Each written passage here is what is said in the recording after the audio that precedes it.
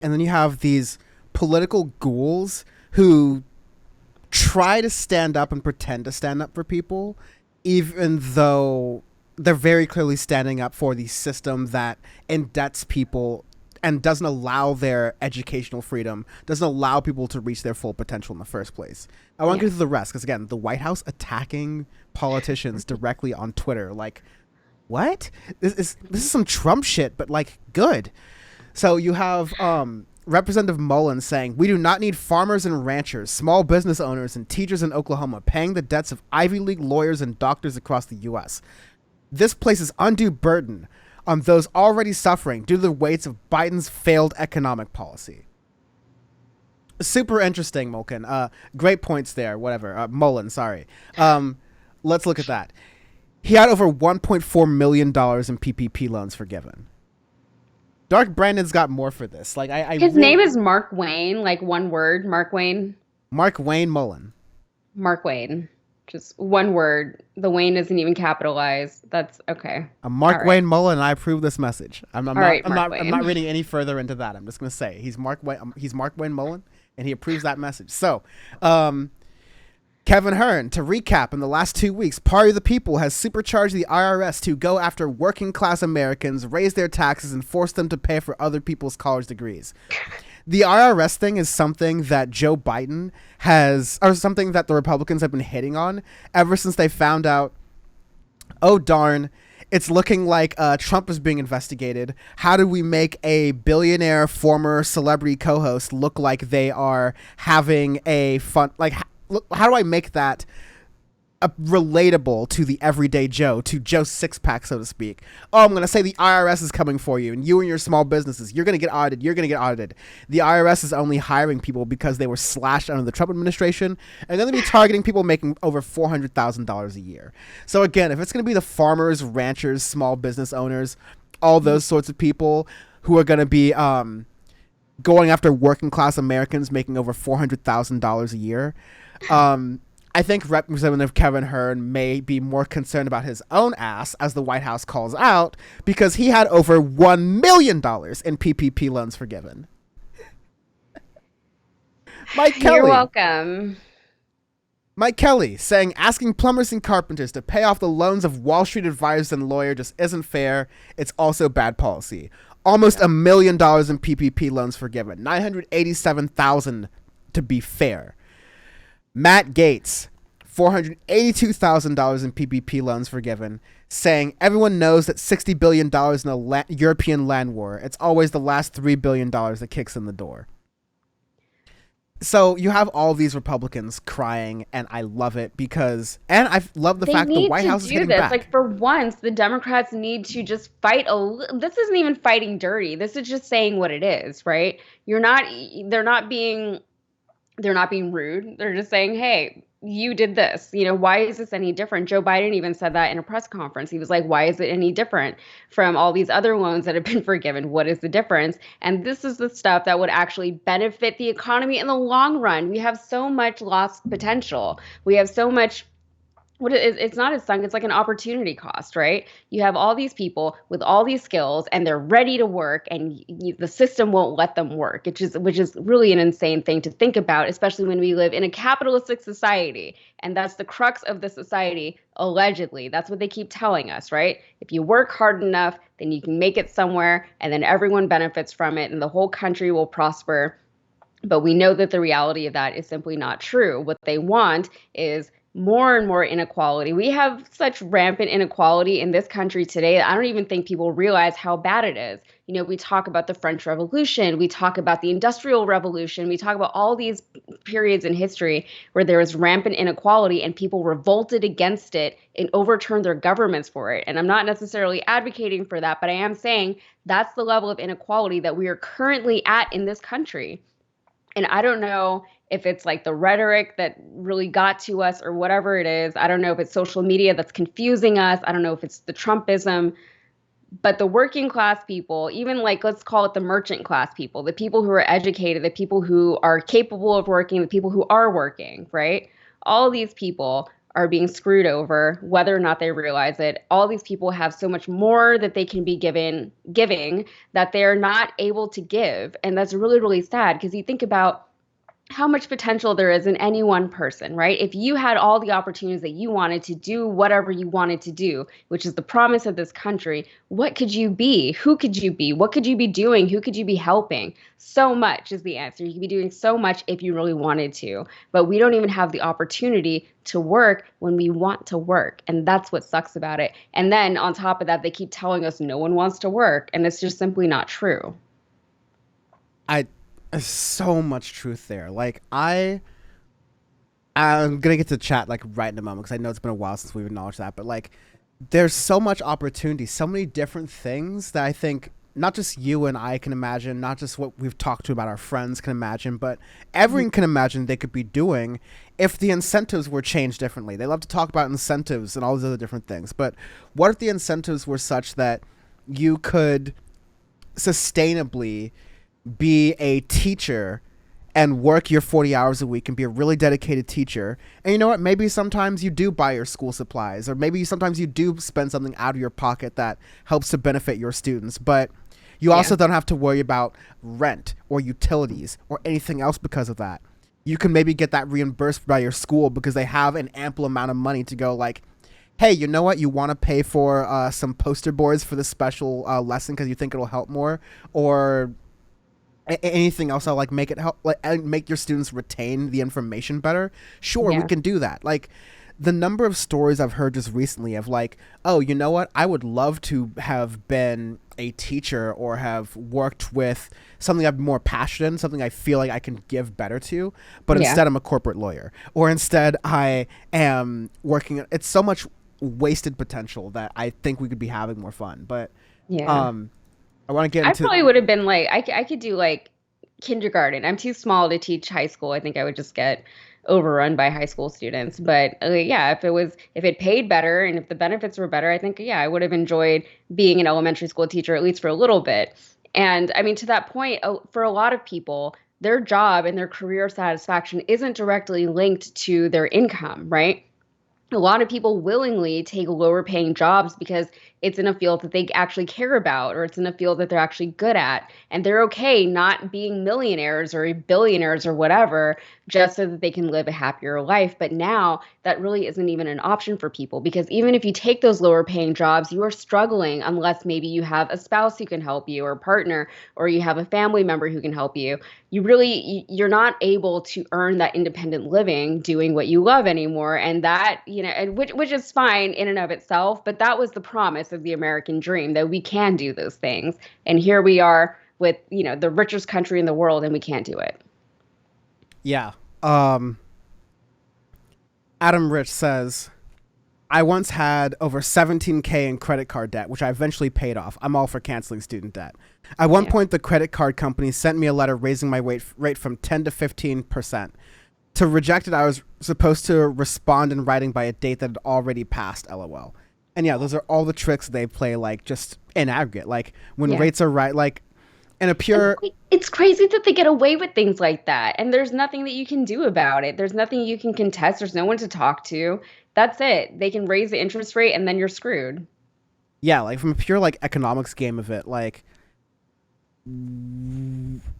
I know that, like, I'm effectively aware that it's an economics thing, because I mean, you're saying like, oh, I wish I could have gotten an economics degree. I unfortunately got an economics degree in college. And so I can tell you that it was very annoying, because you realize that a lot of teachers were not realizing, they were like intelligent enough to realize the points they should be realizing, but they ultimately weren't getting to them.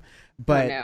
Yeah. B, it's like, okay, when the Fed raises rates, as they have been doing very judiciously over the past year, that means that the cost of money, the cost of lending money, goes up. And credit cards are just lending money to people very quickly. There's very rapid loans for, I mean, like, for some people, TVs, for some people, like, larger purposes, for some people, like, food or rent or bills, effectively comes down to.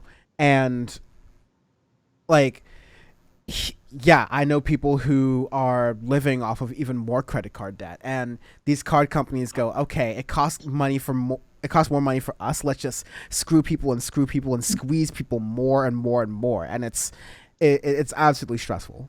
Yeah, and even if you're a responsible financial planner, if you're planning for 10% interest rate and then they boost you up to 15%, you plan for that. You know, it screws everything up. Maybe you just simply don't have the budget for it sometimes. So, I mean, Yeah. that's like an astronomical increase that nobody can really plan for. So, Um, I'm not sure. I don't think Vern Buchanan is related to Pat Buchanan because I think that was a question from Salty Gen Xer. Left the box he says, looks kind of like a Bush. yeah, yeah, I could see that. That's definitely a Yeah. thing. Left the box says, after college, collection agencies hounded me about my debt while I was living in a shelter. I don't want others to go through that. Forgive it all. Education should be free. Yeah, I I've heard so many stories. I remember my parents like getting debt collectors too. I was just like, just let it go to voicemail, let the answering machine get it. Like, Yeah. Yeah. it's I know they do like harassing sort of tactics with people that I've heard. Yeah. Um, it's terrible. Like debt is such a trap, and the idea that the federal government was kind of putting people in these trap because the argument also that you hear from some people that it is that canceling student loan debt is a free giveaway to the rich. Rich people aren't taking out student loans. Like if you're filthy rich, your college is paid for. Like whatever you want to, like it's covered. Like you're just not taking out loans if you're rich. Yeah. That's kind of the whole point. Or you're taking out loans against the value of something you have that is worth so much that if you were like, oh shit, I can't actually pay back these loans like for real, you could sell the value of that thing and have it covered. That's a thing like a privilege that most people don't have. So, Hmm. um, the last thing I want to read is that Salty Gen Xer says, sometimes the degree allows you to fall into something else where you can use your skills. I have business degrees, but end up working on engineering, mostly on the costing side. And yeah, Yeah. ultimately, like you end Yeah. up falling wherever you did. Like, I don't mind sharing my story somewhat. Like, I mean, I guess I was sort of lucky in a lot of ways, not in a lot of ways, but like, I sort of knew I wanted to do I knew what my interests were and I knew what I wanted to do, but I knew that okay, if what I wanted to do doesn't ultimately work out, I could kind of pivot what I want to do in my interests. And Yeah. thankfully, Berkeley School I went to had the perfect major for that, which is political economy. So I got to study a lot of political science, a lot of history, and a lot of economics, basically That's all cool. jumbled together in one major. I took like a more businessy focus, so I could do that myself for my own Hmm. personal things. But yeah, thankfully I was able to make that all work out. I'm not actively using all of those skills on a day-to-day basis, but Right. it's interesting, yeah. Yeah, for me, so I got a lit degree for my bachelor's, which I know. But the thing is, you don't get a lit degree and expect to stop there. So the plan was always grad school. Originally, my plan was law school, and then I was like, no part of me actually wants to be a lawyer. So I ended up getting an MBA and going to grad school for that. And you know, my thinking there was very similar to the person who just commented. You know, it's a pretty versatile degree. You can go a lot of places. So I specialized in marketing, and I did that. And I did all the stuff. You know, I got a bachelor's, then I got a graduate degree, and then I got a 9 to 5 job. I had a couple of internships while I was in grad school, and I got a 9 to 5 job working for a small boutique marketing firm, and I was earning like very, very not much money, but it was fine. It was enough. I had an apartment, all that stuff. And I hated it. And I'm not like a depressed person, generally speaking, but I think I was actually depressed when I was working that job. And in no small way was it was very much because the work I was doing didn't utilize any of who I was. I could have been anybody off the street doing this job. It was like data sets and like spreadsheets and just data entry, a lot of it. And it was just soul sucking. And it was during that job when I was working there that I actually started my blog. And this was like back in maybe 2015 or something like that. And the blog, however many years later, here I am today. So my career path was very meandering. But that said, my background in digital marketing did come in handy. Like I know how to do all this stuff now that I didn't even realize I did. And in my career now and the work that I do now, I still kind of use those skills. So in a weird roundabout way, it all kind of came back. And even my lit degree helped me a lot. You know, I've always considered myself a writer first, but I'm always like reading things and analyzing things and recognizing tropes and things like that. And I use a lot of those skills in the work that I do today for Rebel HQ, for example. So in a weird way, it all kind of worked out for me, but it wasn't a very direct way. If I could go back to college, I would probably do like a communications degree, maybe journalism, econ, poli sci, something, history, maybe that could be cool. So yeah, I don't know, but either way, it's still weird to ask an 18-year-old to make a decision that's going to impact the rest of their lives, especially when you don't know who you are when you're 18 years old. You don't know who you're going to be or who you even want to be. So if you had told me when I was 18 years old that I would be doing any of this, I would have said, no, no, no, no, no, thank you. I don't want to do any of that. And even now, I always say that I'm a very reluctant public figure, and public as far as like doing this Twitch stream with you right now, right? Like I never wanted my face on camera. I never wanted my voice on a microphone. I just wanted to write stuff and people could read it. But then the way the world worked out, social media was a thing, and now my face has to be on stuff. And here I am. So, and I'm not mad about it. Yeah, I mean, like folks will know I started out as a TYT producer, and I had a number of opportunities to be on camera more, and sort of only did it out of necessity and like pushing myself to do it personally. It's not my personality. I'd rather be the person behind the camera pulling the strings, which I get to do a little bit too much of here, but definitely I'm more breaking into it now. One last thing I want to get into before we move into maybe more of like an abbreviated conversation on the big picture about student debt and maybe like a transition thing. Yeah. I think Nathan Tankus, who is just, you know, a Twitter person, they write about macroeconomics and generally. But they wrote, I think that I like their take about all this stuff the most. They said that, make no mistake, the vast, vast majority of people who are angrily complaining about student debt cancellation have no idea what real people's lives are like. I have a competitive advantage in economic commentary because I personally know people over 30 who make less than $75K a year. I think that's one of the most powerful statements I've heard in economic Twitter for a while. Because, yeah, a lot of econ Twitter is honestly wealthy and white, and they come from theoretical. They talk in like hypotheticals and theoreticals. Yeah, and they're like, if it's not real people, and they're like, if it's not in the poll, it's not really real. And like, I have a number of these friends. I sometimes like I can't like have conversations with them long term because I'm like, can you not see how futile your arguments are based on these things? But they're like, well, obviously the data says this. I'm like, yeah, but I know people. And like, these are the same people who are like marching. These are the same people who like have you confused as to why there are limits to your economic models. But just to continue what he's saying, they don't know people who went to college but didn't graduate and still don't have debts. They don't actually know nurses or librarians who make $70K if they're lucky a year and have a bunch of student loan debt. They don't know anyone who got ill in the middle of their undergraduate degree and have six-figure loans as a result. They are people who are defending, the people they are defending who cancellation is unfair to are pure fantasies constructed in their lavish mind palaces. Everyone who they socialize with at their elite colleges or private high schools is doing well, and if they somehow happen to take on student debt, it all worked out. They don't know the people in your lives, they don't give a fuck about them, and they'd be shocked to learn. Just want to add, since there's some confusion in the last sentence of the first tweet is sarcastic, the point is that even that the barest of minimum puts you far more in touch. I made under 20K before 2020 and got very lucky. Vast majority of my friend groups makes far less than 75K. And like, yeah, I have a very mixed friend group. Like a lot of my friends from high school, I'd say are safely under the 75K threshold. Mm-hmm. And then I have a lot of friends from college who are safely over the 75K threshold.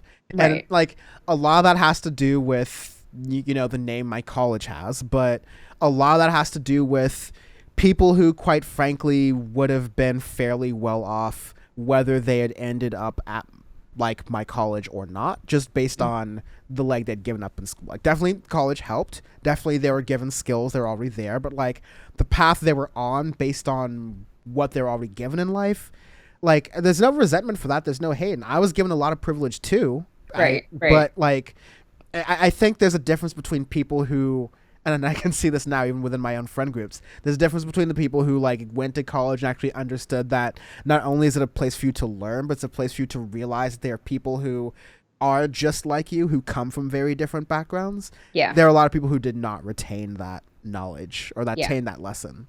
Well, I think especially the uh I don't want to overgeneralize, but a lot of times if you're used to a certain group of people, then you kind of tend to gravitate toward that group of people. So even within, even if somebody like Ted Cruz goes to, where do you go, Yale or Harvard, one of those, even if you go to one of these Ivy League schools, you can still maintain your bubble, right? And that's an Ivy League school, so it's kind of a bad example because there's not a whole lot of diversity there as far as economic backgrounds, or not as much as you would find at a lot of other schools, at least.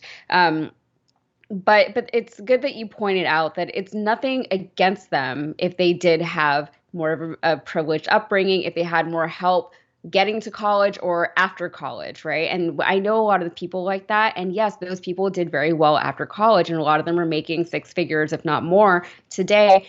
But I also know a lot of people, and I am older than you, and I know people my age who are still making way less than $75,000 a year. And it's nothing against them. It's not that they're not hard workers. It's not that they haven't been working for as long as I've known them. It's just the way things worked out, right? And a lot of times whenever we have these discussions, it's really easy to generalize an entire population, which is insane because, and I think this thread did a really good job of pointing this out, everyone's lives are so wildly, vastly different. There's so many millions of things that can go wrong or that can happen or that can derail whatever plan you thought you were on, right? Whatever path you thought you were on. It's really hard to just be like, oh, people are really upset about it. First of all, who cares that people are upset about something? Someone's always going to be upset about something that's not always a valid position, and it's not always something that people need to give a shit about, right? And on top of that, 100%. yeah, and like that's not an argument to me. Like whatever, I don't care if people are mad about it because this is what needs to happen. That's it. It's like they never learned that lesson from their parents. Like, I'm sorry if this upsets you, but we got to do this. You got to deal with it. Whatever, just grow up. But then on top of that, you can't generalize an entire population. Be like, some people are really upset about it. I mean, people are upset about everything, right? And if you had a leg up, good for you. Recognize that and just stay out of the conversation because maybe this one isn't about you. Or maybe step into the conversation and speak up for the people who the people who you went to school with, the people who you probably worked with on college projects or whatever. Step up, talk about those people, talk for them, help them, defend them, be in their corner, or just don't say anything at all. If this conversation doesn't concern you, then just stay out of it. It's not about you.